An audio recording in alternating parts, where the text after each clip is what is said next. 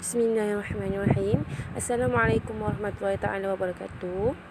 Okey, untuk subjek bahasa Melayu minggu ini kita akan ulang kaji semula tentang topik ayat tunggal dan ayat majmuk.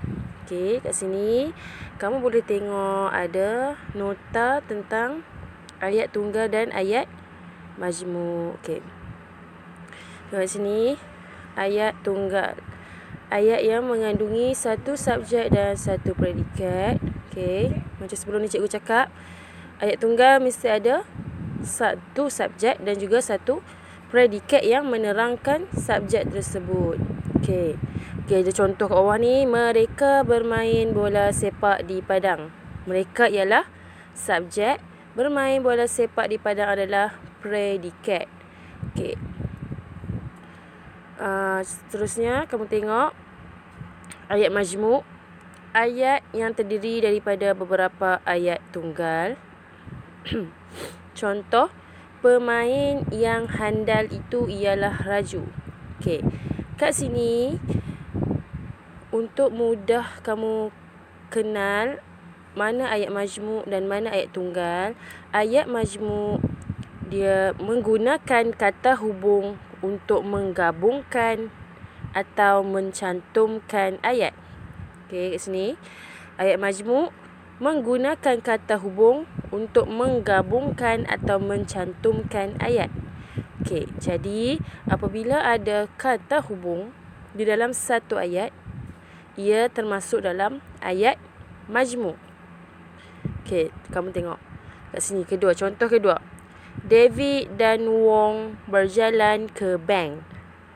Dan, okey, ada kata hubung dan. Jadi dia masuk dalam ayat majmuk. Okey, kalau ayat tunggal dia tiada kata hubung. Dia terus je. Dia subjek ada satu, kemudian predikat ada satu yang menerangkan apa subjek tu buat. Apa subjek tu buat. Okey. Okey, kat sini kat bawah ni kita boleh tengok kata hubung, contoh-contoh kata hubung, sambil, tetapi, atau, dan, lalu, serta, yang, untuk, ketika, kerana, dengan, sehingga, apabila. Okey, apabila ada salah satu perkataan di bawah di dalam ayat, ia menunjukkan ayat itu adalah ayat majmuk. Ada sambil ataupun ada tetapi, dan.